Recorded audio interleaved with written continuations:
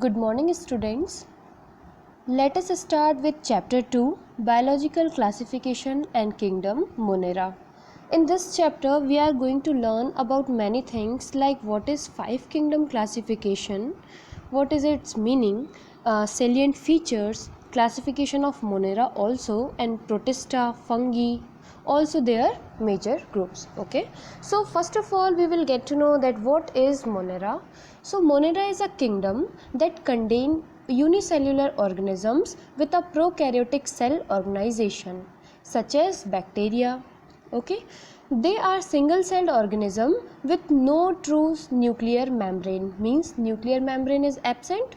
The taxon Monera was first proposed as a phylum by Ernest Haeckel in the year 1866. Okay, so this is about Monera.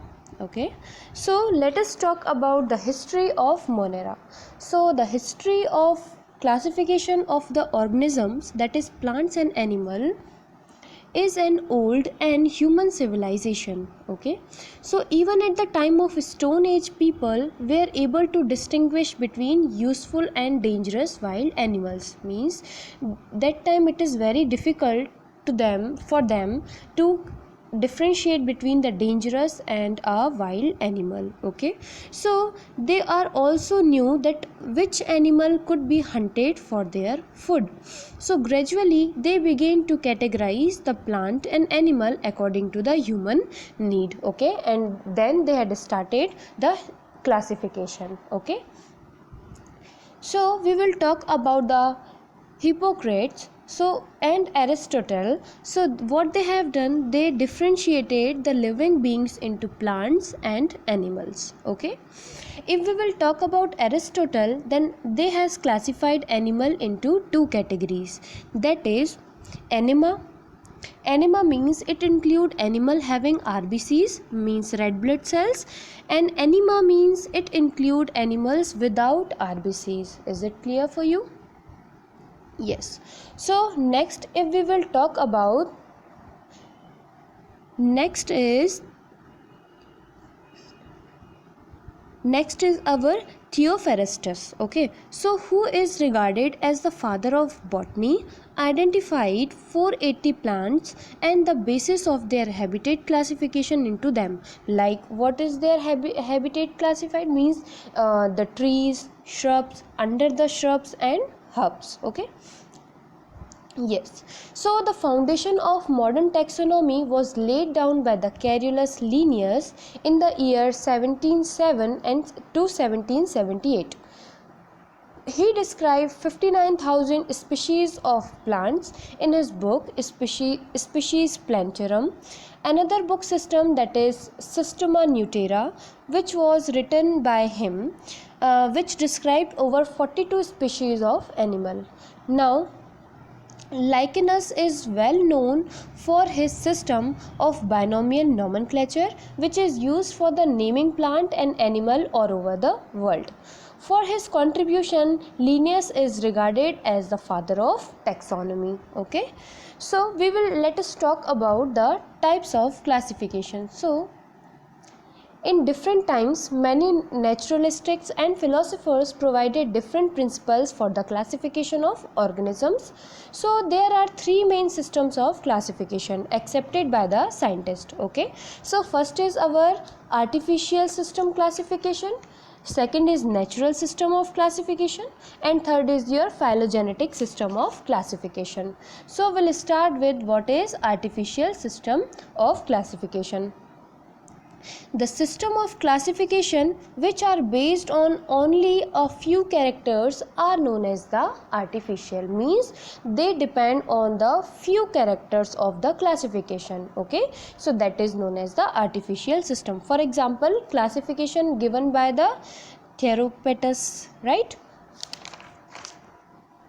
and also the Linnaeus classification also come under the artificial classification. Okay, second we will talk about what is natural system of classification. So it is based on many morphological features of organism so that its exact positions and relationship with the other organisms is properly established, means the relationship of two other animals is properly established, and it provide all the information required about the organisms. So for example, we having Bentham and Hooker system of classification and Aristotle's classification. This is about the natural system. Now next is our phylogenetic system of classification. So what is phylogenetic is, it is mainly based on the evolutionary and genetic relationship of the plant. It help us to find the ancestors or derivatives of the any taxons. Okay, so it is known as the phylogenetic system of classification. Okay, now we will talk about classification of organisms. Okay, so all the living beings of the world are classified by different taxonomists, in which by different ways, but in this chapter the following three system of classification of living beings are included. So first is our two kingdom classification, next is five kingdom classification, and at last six kingdom classification. In that six kingdom classification we will also get to know about that three dominance of life. What is three dominance of life? Okay, but note this, that according to the syllabus only five kingdom classification is given in the detail. Okay, because five kingdom classification is very important. So we will start with two kingdom classification. Okay, so two kingdom classification was proposed by Carolus Linnaeus. He categorized and classified the living organism on the basis of nutrition and mobility.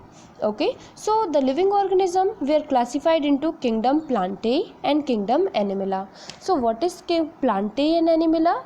Plantae means including all the plants, and Animalia means including all the animals. Okay, so according to two system classification, the plants are defined as organisms that photosynthesize and do not exhibit locomotion. Okay, means they do not show the locomotion, while animal are organized that exhibit heterotropical nutrition. Means if we will talk about the plant, so they are photosynthesized, they can, these organisms that they can do the photosynthesis process and they do not show the locomotion. But if we will talk about the animals, so they are exhibits at the heterotropic nutrition. Means heterotropic nutrition means what? The plants or the animals, they depend on the other for the food, right? So as well as their locomotion, means as well as the locomotion. Okay, but the animal kingdom including the multicellular form and unicellular organisms called the protozoa, right, which ingest food matter and often have same means of the locomotions. Means if we will talk about the unicellular organisms, they are known as the protozoa.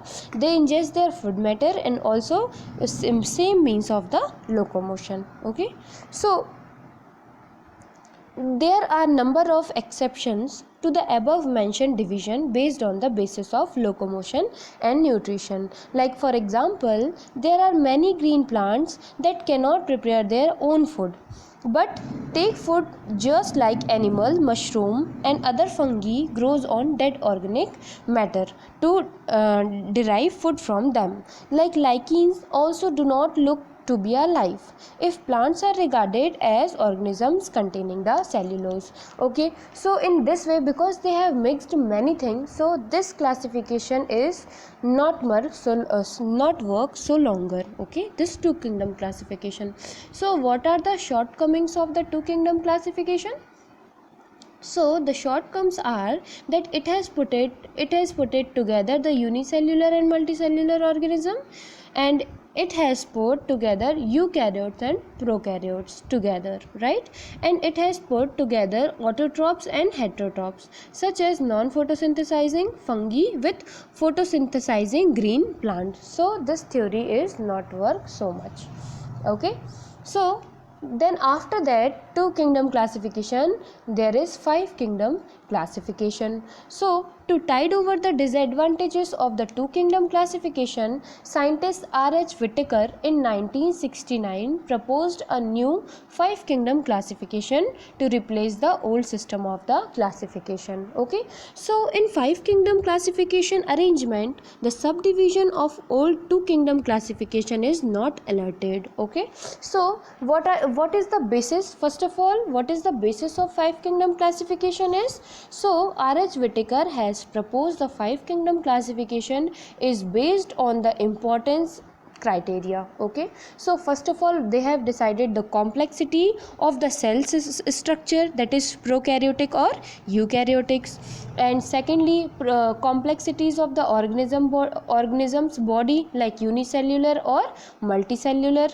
Now modes of obtaining nutrition, autotrophs as well as or heterotrophs, right? Now next is lifestyle, means whatever the lifestyle, and lastly is phylogenetic relationship. Okay, phylogenetic means the relative times in the past that species shared common ancestors. Okay, these species will share the common ancestors. Okay, so according to Whittaker, the living world is classified into following five kingdom classification. So what was that? That is Monera, Protista, Plantae, that is plants, fungi, and Animala, that is animal. So according to this basis, according to the five kingdom classification, we will read our all the chapters. Okay, so here you can see, like, see organisms. So organisms are of two types, that is prokaryotes and eukaryotes. So prokaryotes are kingdom Monera, eukaryotes are unicellular and multicellular. So under the unicellular kingdom Protista is present, and multicellular cell wall is present, cell wall is absent. So cell wall is present in autotrophic and heterotrophic. So autotrophic is kingdom Plantae and heterotrophic is kingdom Fungi. If we will talk about the cell wall is absent, so cell wall is absent in kingdom Animala. So this is the classification of five kingdom classification. Okay, yes. So we'll go further, the basic features of five kingdom classification. Okay, this we will continue in our next topic.